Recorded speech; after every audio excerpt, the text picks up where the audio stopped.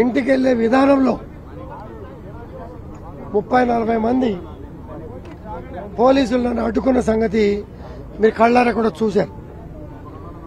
మా వాళ్ళు కొంతమంది ఇంటికి వెళ్లారు. ఎమ్మెల్యే గారు వచ్చారు అని చెప్పడానికి ఇంటికి వెళ్లారు.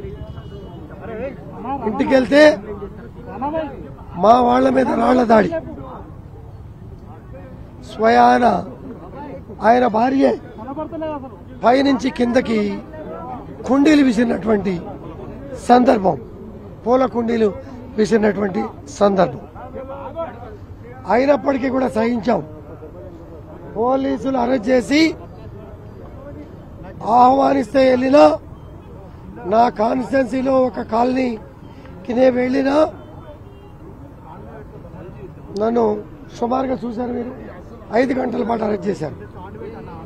బెయిల్ మీద 41 నోటీస్ తీసుకొని మేము వస్తాం. మేము కూడా కంప్లైంట్ ఇచ్చాం జరిగినట్టుగా. తర్వాత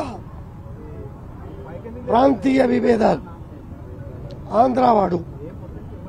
ఆంధ్ర తెలంగాణ విభేదాలు తీసుకొచ్చి ప్రాంతీయ విభేదాలు రెచ్చగొట్టినటువంటి తీరు, పార్టీ ఆ విధంగా మాట్లాడినందుకు ఆ శాసనసభ్యుడిని నిర్దాక్షిణ్యంగా సస్పెండ్ చేయాలి. లేని పక్షంలో దీన్ని ప్రేరేపించి పార్టీ ప్రమేయం ఉందంటే పార్టీ బహిరంగంగా క్షమాపణ చెప్పాల్సిన అవసరం ఉంది. చెప్పకుండా ఇదే పరిణామాలు కొనసాగితే జరగబోయే పరిణామాలకి ఆ పార్టీ నాయకులు బాధ్యత వహించాలి. పార్టీ ఆదేశిస్తే పార్టీ నాయకులు దీని మీద చర్య తీసుకోవాలి. లేదంటే ఇమీడియట్ గా ఈ మాటలు మాట్లాడి ప్రశాంత వాతావరణంలో ప్రాంతీయ విభేదాలు రెచ్చగొట్టినటువంటి కౌశిక్ రెడ్డిని పార్టీ నుంచి సస్పెండ్ చేయాలని డిమాండ్ చేస్తా ఉన్నాం. మీరు కూడా చూస్తా ఉన్నారు.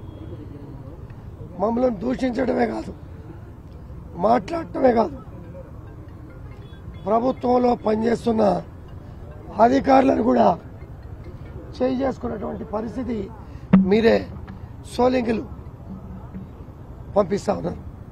ఈ పరిస్థితిలో ఏం చేయాలో ప్రభుత్వ పరంగా అధికారులు ఏ రకంగా చర్య తీసుకోవాలి, పార్టీ పరంగా కేసీఆర్ గారు ఏ రకంగా చర్య తీసుకుంటారో వేచి చూస్తాం.